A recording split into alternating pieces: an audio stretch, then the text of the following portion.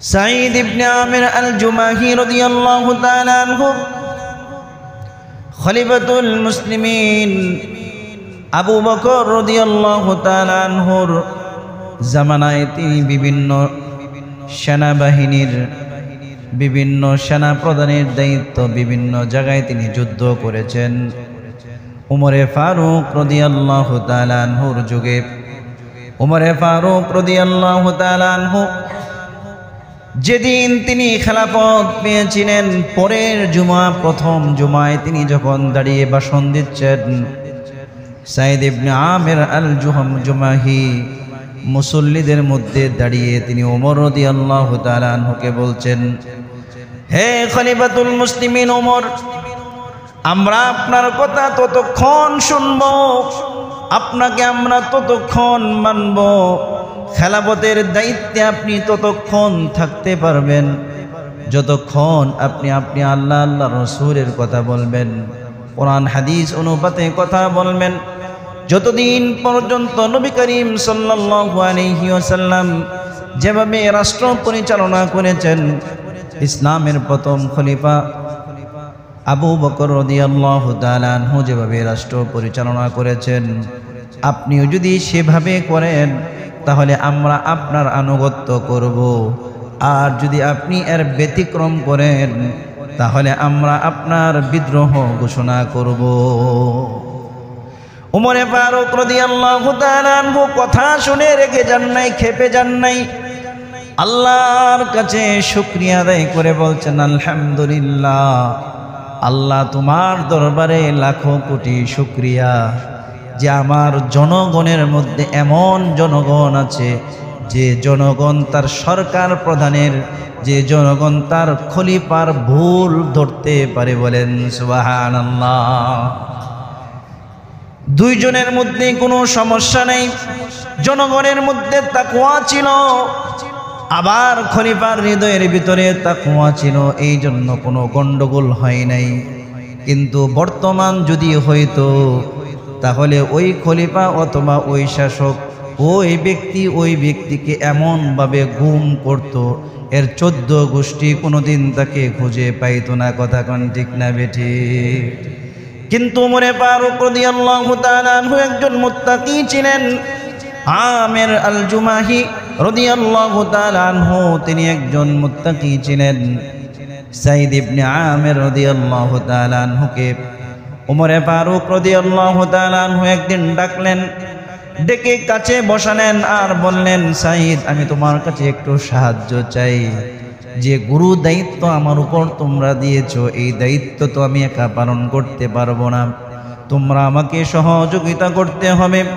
সাঈদ ইবনে আমির আল জুমাহি রাদিয়াল্লাহু তাআলা আনহু বললেন, হ্যাঁ খলিফাতুল মুসলিমিন, অবশ্যই আপনাকে বুদ্ধি দিয়ে পরামর্শ দিয়ে আমরা সাহায্য করব। আপনি যতক্ষণ পর্যন্ত হকের পথে থাকবেন ততক্ষণ পর্যন্ত আমরা আপনার সঙ্গ দিব। বলেন সুবহানাল্লাহ। খলিফাতুল মুসলিমিন উমরে ফারুক রাদিয়াল্লাহু তাআলা আনহু সাঈদ ইবনে আমির আল জুমাহিকে বললেন, হে সাঈদ ইবনে আমির আল জুমাহি, আমি তোমাকে সিরিয়ার যে সবচেয়ে ইন্ডাস্ট্রিয়াল এরিয়া, সবচেয়ে উন্নত এলাকা, বর্তমান কানাডা যেমন, লন্ডন যেমন উন্নত, ওই রকম সিঙ্গাপুর যেমন ইন্ডাস্ট্রিয়াল এরিয়া, এই রকম তৎকালীন যুগে সিঙ্গাপুরের মতো, কানাডার মতো, মালয়েশিয়ার মতো, দুবাইয়ের মতো এরকম ইন্ডাস্ট্রিয়াল এরিয়া ছিল হিমস। এই হিমসের রাজা হিসাবে, হিমসের গভর্নর হিসাবে আমি তোমাকে প্রেরণ করতেছি। তুমি আজকে আমির হয়ে তুমি হিমসে প্রবেশ করবা, আজকে আমির হয়ে তুমি হিমসের খেলাফত তুমি গ্রহণ করবা। সাথে সাথে সাঈদ ইবনে আমির আল জুমাহি কান্না করা শুরু করে দিলেন আর দুহাত জোর করে বললেন, আমিরুল মুমিনিন, আপনি আমাকে পরীক্ষার মধ্যে ফেলেন না, আমার পক্ষে এই গুরু দায়িত্ব পালন করা কখনোই সম্ভব হবে না। খলিফাতুল মুসলিমিন খেপে গেলেন, রেগে গেলেন, বললেন, তোমরা আমাকে যদি সাহায্য না করো তাহলে আমি খেলাফতের কাজ কিভাবে করব? আজকে যদি খেলাফতের কোনো ত্রুটি হয়, কিয়ামতের ময়দানে কিন্তু আমি আল্লাহর কাছে তোমাদের বিরুদ্ধে নালিশ করব। যদি তুমি আমার মঙ্গল চাও, ইসলামের মঙ্গল চাও, তাহলে এই সিদ্ধান্ত গ্রহণ করে তুমি হিমসে চলে যাও। বলেন সুবহানাল্লাহ। সাঈদ ইবনে আমির আল জুমাহি হিমসে চলে গেলেন গভর্নর হিসাবে, রাজা হিসাবে চলে গেলেন। 1 বছর চলে গেল, 2 বছর চলে গেল, হিমস থেকে কোনো ধরনের অভিযোগ আসলো না। 2 বছর পরে একটি প্রতিনিধি দল মদিনায় রাষ্ট্রপ্রধানের সাথে দেখা করতে আসলো। উমরে ফারুক রাদিয়াল্লাহু তাআলা আনহুর সাথে যখন সাক্ষাৎ করতে আসলো, উমরে ফারুক হিমসের খোঁজখবর নিলেন। নেওয়ার পরে বললেন, হিমসের মধ্যে যদি কোনো গরিব থাকে, গরিবদের তালিকা তোমরা আমাকে করে দাও। রাষ্ট্রীয় কারাগারে অনেক জাকাত আছে, এই কোষাগার থেকে জাকাতগুলো আমি হিমসের মানুষের জন্য বন্টন করে দিব। ওই প্রতিনিধি দল বিশাল বড় একটি লিস্ট তৈরি করল। ওই লিস্ট যখন খলিফাতুল মুসলিমিনের কাছে গেল, খলিফাতুল মুসলিমিন উমরে ফারুক রাদিয়াল্লাহু তাআলা আনহু লিস্টের নামগুলো এক এক করে দেখছিলেন। তার মধ্যে হঠাৎ করে দেখলেন সাঈদ ইবনে আমির আল জুমাহির নাম। বলেন সুবহানাল্লাহ। সাঈদ ইবনে আমিরের নাম দেখে জিজ্ঞাসা করলেন, এ কোন সাঈদ ইবনে আমির? এ কি তোমাদের আমির, তোমাদের যে গভর্নর, এই গভর্নর সাঈদ ইবনে আমির নাকি? প্রতিনিধি দল বলছে, হ্যাঁ, আমিরুল মুমিনিন এই সাঈদ ইবনে আমির আমাদের গভর্নর। কয়, তোমাদের গভর্নর কি গরিব জাকাত খাওয়ার উপযুক্ত নাকি? তোমাদের গভর্নর কি জাকাত খাওয়ার উপযুক্ত? এত গরিব? কবলে, হ্যাঁ, আমাদের গভর্নর এত গরিব, দিন কি দিন চলে যায়, সপ্তাহ কি সপ্তাহ চলে যায়, তার বাসার চুলার আগুন পর্যন্ত জ্বলে না। দিন চলে যায়, রাত চলে যায়, দিন কি দিন চলে যায়, বাসার চুলার আগুন জ্বলে না। পরিবারগুলো শুকনা খাবার, শুকনা খেজুর রুটি খেয়ে থাকে, নতুন করে কিছু রান্না করার মতো তার হয় না। কারণ রাষ্ট্রীয় কোষাগার থেকে তিনি যে ভাতা পান, এতগুলো সন্তান ছেলে মেয়ে নিয়ে আবার সেখানে থেকে তিনি কোনোভাবেই ম্যানেজ করতে পারেন না। এই জন্য অভাবে তার দিন চলতে থাকে। কিন্তু তিনি কখনো অন্যের কাছে হাত পাতেন না এবং কখনোই তিনিও রাষ্ট্রীয় কোনো কোষাগার থেকে 1টি টাকা পর্যন্ত নেন না। বলেন সুবহানাল্লাহ। এই কথা শুনে উপস্থিত যারা ছিল, খলিফাতুল মুসলিমিন উমরে ফারুক রাদিয়াল্লাহু তাআলা আনহু হু হু করে কান্না শুরু করে দিলেন আর বললেন, ব্যক্তির ভিতরে যখন তাকওয়া থাকে তখন তার সামনে গোটা পৃথিবীকেও যদি উপস্থাপন করা হয়, ওই ব্যক্তির কাছে গোটা পৃথিবীর সমস্ত সম্পদ মাছির পাখার সমপরিমাণ মূল্যহীন হয়ে যায়। জোরে বলেন না সুবহানাল্লাহ। সাঈদ ইবনে আমির আল জুহানি রাদিয়াল্লাহু তাআলা আনহুর জন্য উমরে ফারুক রাদিয়াল্লাহু তাআলা আনহু এক বর্ণনা এসেছে 1,00,000 দিনার, আরেক বর্ণনা এসেছে 10,000 দিনার, আরেক বর্ণনা এসেছে 1,000 দিনার। এতগুলো স্বর্ণের টাকা মুদ্রা একটা থলের মধ্যে দিয়ে বললেন, যাও এটা সাঈদ ইবনে আমির আল জুমাহিকে দিবা। সে যেন ব্যক্তিগতভাবে নিজের জন্য খরচ করে, তার পরিবার পরিজনের জন্য খরচ করে। এটা আমি উমর ফারুক রাদিয়াল্লাহু তাআলা আনহুর পক্ষ থেকে সাঈদের জন্য হাদিয়া। বলেন সুবহানাল্লাহ। 1টি দিনার মানে হচ্ছে প্রায় 4 দিনারে বর্তমানে 1 ভরি স্বর্ণের সমান।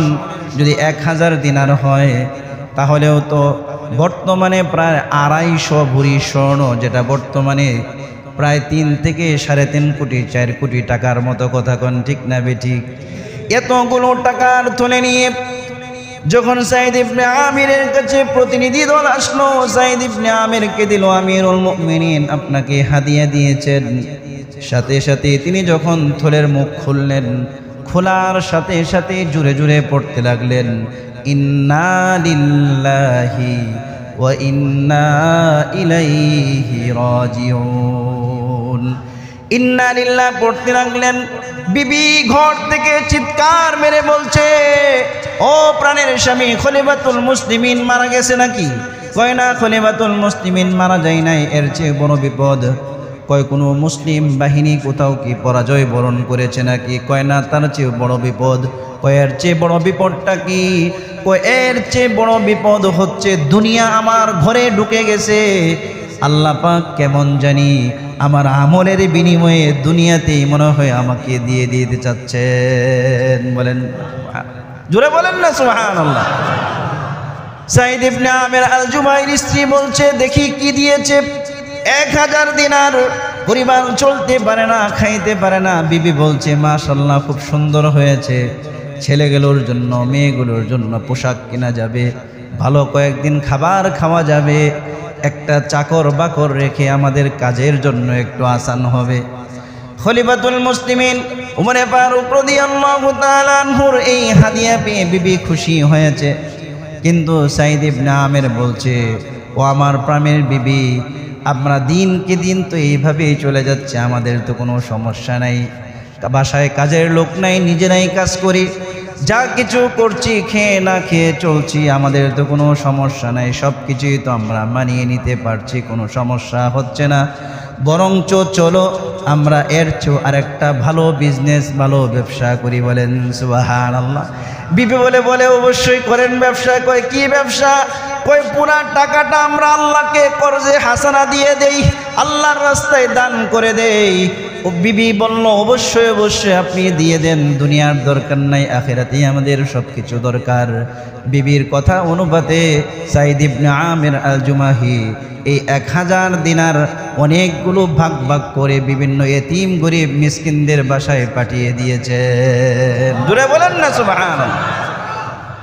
হিমসের গভর্নর সাধারণ কোনো এলাকা নয়, ইন্ডাস্ট্রিয়াল এরিয়া। এমন একটি ইন্ডাস্ট্রিয়াল এরিয়ার যদি কোনো ব্যক্তি সাধারণ একটা গভর্নর তো দূরের কথা, যদি পাতি নেতাও হতে পারে, তারপরেও তো শত শত কোটি টাকা কামায়। কথা কোন ঠিক না বেঠিক? কিন্তু উমর ফারুক রাদিয়াল্লাহু তাআলা আনহুর গভর্নরের ভিতরে কার ভয় ছিল?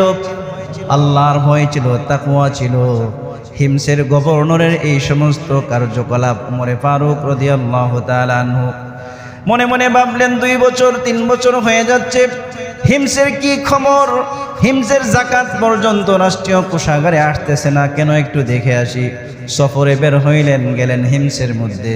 হিমসে যাওয়ার পরে ক্যাশিয়ারকে জিজ্ঞাসা করলেন, তোমাদের জাকাত কেন্দ্রীয় ব্যাংকে কেন জমা হচ্ছে না? বলছে, জনাব, কেন্দ্রীয় ব্যাংকে আমরা জমা দেই না, আমাদের জাকাতগুলো স্থানীয়ভাবে প্রত্যেক প্রাপ্ত ব্যক্তিদের কাছে আমরা পৌঁছিয়ে দেই, এবং প্রত্যেক ব্যক্তিকে আমরা এমনভাবে স্বাবলম্বী করি যাতে করে ওই ব্যক্তিগুলো ভবিষ্যতে আর কোনোদিন জাকাত গ্রহণ করতে না হয়। বলেন সুবহানাল্লাহ। আমরা তো জাকাত দিই 5 টাকা, 10 টাকা, 20 টাকা, কি বলেন? এজন্য গরিব সারা জীবন গরিবই থাকে, ও আর ধনী হইতে পারে না। কিন্তু ইসলামী রাষ্ট্রীয়ভাবে যদি জাকাত গ্রহণ করা হতো, তাহলে ইসলামের নিয়ম হচ্ছে জাকাত আপনি একজন ব্যক্তিকে এই পরিমাণ দেন, সে যেন আর কোনো দিন জাকাত নিতে না হয়। এটা দিয়ে সে তার কায়ের উৎস, এটা দিয়ে সে তার পরিবার চালানোর মতো একটা যোগ্যতা যেন তার তৈরি হয়ে যায়। বলেন সুবহানাল্লাহ। সাইদ ইবনে আমির আল জুমাহি রাদিয়াল্লাহু তাআলা আনহু উমর ফারুক রাদিয়াল্লাহু তাআলা আনহুকে তিনি রিসিভ করেন, সংবর্ধনা দিলেন, আহলান সাহলান জানিয়ে তাকে নিয়ে গেলেন। নিয়ে যাওয়ার পরে বিশাল বড় একটি মাঠের মধ্যে সংবর্ধনা অনুষ্ঠান হলো। উমর ফারুক রাদিয়াল্লাহু তাআলা আনহু বলছেন, তোমরা কেমন আমির পাইছো? আমির হিসাবে সাইদ ইবনে আমির আল জুমাহি কেমন? জনগণ বলছে, উনি সব দিক দিয়ে ভালো, তবে তার 4টা দোষ আছে, 4টা অভিযোগ আছে আমাদের। এই 4টি অভিযোগের কারণে আমরা তার প্রতি অসন্তুষ্ট, তার প্রতি আমরা সন্তুষ্ট নয়। উমর ফারুক রাদিয়াল্লাহু তাআলা আনহু তিনি অত্যন্ত ব্যথিত হলেন যে এত বড় ক্ষুধাভীরু একজন ব্যক্তিকে রাষ্ট্রপ্রধান বানাইলাম, আর এই ব্যক্তির প্রতি জনগণের এত অভিযোগ কেন? উমর ফারুক রাদিয়াল্লাহু তাআলা আনহু বললেন, তোমাদের অভিযোগগুলো কি কি? কয়েদের সম্পর্কে অভিযোগ, 1 নাম্বার অভিযোগ হচ্ছে তিনি প্রতিদিন অফিসে লেট করে আসেন, দেরি করে আসেন। 2 নাম্বার হচ্ছে তিনি সপ্তাহে 1 দিন ছুটি কাটান। 3 নাম্বার হচ্ছে রাতের বেলায় তিনি রাষ্ট্রীয়ভাবে কোনো সময় আমাদেরকে দেন না। 4 নাম্বার হচ্ছে কথা বলার মাঝে মধ্যে তিনি জনগণের মাঝে যখন বয়ান করতে থাকেন হঠাৎ তিনি বেহুশ হয়ে যান। এই 4টি অভিযোগ হচ্ছে আমাদের রাজা, আমাদের যিনি হিমসের গভর্নর আছে সাইদ ইবনে আল জুমাহি সম্পর্কে আমরা পড়লাম। সাইদ ইবনে আমের আল জুমাহি তার বাম পাশে বসে আছেন, জনগণ এইভাবে সামনে বসে আছে। উমরে ফারুক রাদিয়াল্লাহু তাআলা আনহু বললেন, হে সাইদ ইবনে আমের আল জুমাহি, তোমার সম্পর্কে তোমার জনগণ যে 4টি অভিযোগ করেছে, অভিযোগগুলো সত্য নাকি? বলছে, হ্যাঁ আমিরুল মুমিনিন, অভিযোগগুলো সত্য। তারা যেগুলো বলেছে 100% সত্য। আমি অবশ্যই এই 4টি অভিযোগে অভিযুক্ত। কই এইগুলোর প্রতিবাদ, এইগুলোর তুমি কি জবাব দিবে? আমাকে জবাব দাও। বলছে, আমিরুল মুমিনিন, এইগুলোর জবাব আমি পাবলিকলি সবার সামনে দেওয়ার পছন্দ করি না, কিন্তু যেহেতু দোষগুলো সবার সামনে প্রকাশ পেয়েছে, এর উত্তরগুলো আমি দিচ্ছি। 1 নাম্বার অভিযোগ, আমি প্রতিদিন সকালবেলা অফিসে দেরি করে আসি। এর কারণ হলো ফজরের নামাজের পরে কোরআন তেলাওয়াত করি। কোরআন তেলাওয়াতের পরে বিবি একা বাসার বাচ্চা কাচ্চা সামলানো, আটা পিষা এবং রুটি বানানো, সাংসারিক সমস্ত কাজ বিবির পক্ষে একা সম্ভব হয় না। তাকে আমি সাহায্য করতে করতে করতে করতে আমার প্রতিদিন 1-2 ঘন্টা লেট হয়ে যায়, কারণ আমার বাসায় কোনো কাজের লোক আর নাইও, আর কাজের লোক রাখার মতো আমার সামর্থ্যও নাই। বলেন সুবহানাল্লাহ। একজন গভর্নর, তার বাসায় কাজের লোক রাখার মতো তার সামর্থ্য নাই। কল্পনা করতে পারেন? দ্বিতীয় নম্বর অভিযোগ কি? দ্বিতীয় নম্বর যে অভিযোগ করেছে, প্রতি সপ্তাহে 1 দিন আমি আসি না। এর কারণ হচ্ছে আমার একটি মাত্র জুব্বা, যে জুব্বাটা আপনি দেখছেন, একটি মাত্র জুব্বা। এই জুব্বা ছাড়া আলাদা কোনো জুব্বা আমার বাসায় নাই, পরিধানের আর কোনো কাপড় নাই। এই জুব্বাটা সপ্তাহে 1 দিন ধৌত করি, তারপর রোদ্রে দিই, আর বাকি সময় কম্বল চাদর দিয়ে আমি নিজের শরীরটা আবৃত রাখি। এই জন্য 1 দিন আমি প্রতিদিন আমার মন্ত্রণালয়ে আসতে পারি না। বলেন সুবহানাল্লাহ। কাপড় কয়টা? একটা জুব্বা, তাও তালি দেওয়া। উমরে ফারুক রাদিয়াল্লাহু তাআলা আনহু অর্ধজাহানের খলিফা গেছেন কোথায়? একদম সেই রুমে গিয়েছেন, পারস্য বিজেতা পারস্য গিয়েছেন। তার যে জুব্বাটা ছিল, এই জুব্বার পিছনে ডাইনে বামে প্রায় 9 থেকে 15টা তালি ছিল। তালি তো এখন মানুষ ইয়ং সমাজ এখন চিনবে না, আগের জায়গার মানুষ আছেন তারা চিনবেন তালি কি জিনিস। কথা কোন ঠিক না বেঠিক? উমরে ফারুক রাদিয়াল্লাহু তাআলা আনহু বললেন, তৃতীয় প্রশ্নের উত্তর কি? তৃতীয় অভিযোগের তোমার জবাব কি? কয় তৃতীয় অভিযোগ, আমিরুল মুমিনিন, আমি এটা প্রকাশ করতে চাচ্ছিলাম না, তারপরেও বলছি, আমি আমার সময়টাকে 2টা ভাগ করেছি। একটা ভাগ জনগণের জন্য আর একটা ভাগ আল্লাহর জন্য। বলেন সুবহানাল্লাহ। দিনের বেলা আমি জনগণকে সময় দেই, সন্ধ্যার পর থেকে ফজর পর্যন্ত আমি আমার রবকে সময় দেই। এই জন্য রাতের বেলায় আমাকে ডাকলে আমি জনগণের ডাকে সাড়া দেই না। বলেন সুবহানাল্লাহ। 4 নম্বর অভিযোগ কি? 4 নম্বর অভিযোগ হচ্ছে আমি মাঝে মধ্যে বেহুশ হয়ে যাই, কারণ ইসলাম পূর্ববর্তী যুগে খুবাইব ইবনে আদি রাদিয়াল্লাহু তাআলা আনহুকে মক্কার কাফেররা যে মেরেছিল, এই মারার দৃশ্যগুলো আমার চোখের সামনে যখনই ভাসে, একজন মুসলমানকে কি পরিমাণ কিভাবে মেরেছে, হাত পা কেটেছে, নাক কেটেছে, কান কেটেছে, অঙ্গহানি করেছে, গোটা শরীরের মধ্যে চাকু মারছে, গোটা শরীরটা রক্তে রঞ্জিত হয়ে গেছে, যেখানে বসাইছিল কাঠগুলো রক্তে রঞ্জিত হয়ে গেছে। তারপরেও এই ব্যক্তির কানের মধ্যে যখন বলা হইল, হে খুবাইব, তোমাকে ফাঁসির পরিবর্তে যদি মুহাম্মদকে ফাঁসি দেই তাহলে তুমি সেটা মানবা নাকি? এই অর্ধমিত ব্যক্তির সাথে সাথে সিংহের মতো গর্জন দিয়ে বলে উঠল, আমি খুবাইব সুখ শান্তিতে সমৃদ্ধিতে পরিবার পরিজন নিয়ে থাকবো, আর আমার হাবিব মুহাম্মদুর রাসূলুল্লাহ সাল্লাল্লাহু আলাইহি ওয়াসাল্লামের শরীরের ছোঁয়া তো দূরের কথা, তার পায়ের মধ্যে একটি কাটা বিঁধবে আমি খুবাইব কোনোদিন সহ্য করতে পারবো না। বলেন না সুবহানাল্লাহ। সাইদ ইবনে আমের আল জুমাহি বলেন, এই অবস্থাটা দেখে আমার দিলের ভিতরে আঘাত খাইলো। একজন ব্যক্তি একজনকে কতটুকু ভালোবাসলে ওই ব্যক্তির নাম শোনার সাথে সাথে তার দিলের ভিতরে এত ঈমান চলে আসলো। সুতরাং এই দৃশ্য দেখার পরে যখনই আমি রাতের বেলা ঘুমাইতাম তখনই খুবাইবের হত্যাগুলো আমার চোখের সামনে ভাসতো, স্বপ্নে দেখতাম। একদিন আল্লাহ পাক আমার দিলের ভিতরে হেদায়েত দিয়ে দিলেন। আমি দৌড়ে মদিনায় এসে রসুলের কাছে ইসলাম গ্রহণ করে মুসলমান হয়ে গেলাম। বলেন না সুবহানাল্লাহ। সাঈদ ইবনে আমির আল জুমাহি রাদিয়াল্লাহু তাআলা আনহু এই 4 প্রশ্নের উত্তর শুনে খলিফাতুল মুসলিমিন ওমর ফারুক রাদিয়াল্লাহু তাআলা আনহু বলছেন, সাঈদ তুমি তো আখিরাত ক্রয় করে ফেলেছো, জান্নাত ক্রয় করে ফেলেছো। বলেন সুবহানাল্লাহ। মুত্তাকি যারা আছে তাদের টার্গেট হচ্ছে আখিরাত। তাদের টার্গেট কি ভাই? আখিরাত। দুনিয়া টার্গেট নয়। দুনিয়া তো ভাই লাগবে। নৌকা চলে কিসের উপর? মাটি দিয়ে না পানি দিয়ে? কথা কয় না।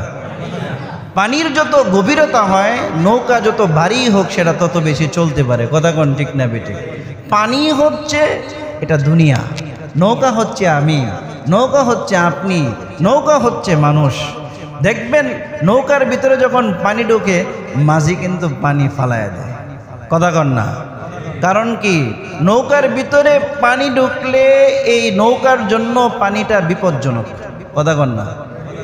পানিটা কি নৌকার জন্য বিপজ্জনক। যদি পানি ডুবতে থাকে যে কোনো সময় ডুবে যাবে, যে কোনো সময় কি হবে?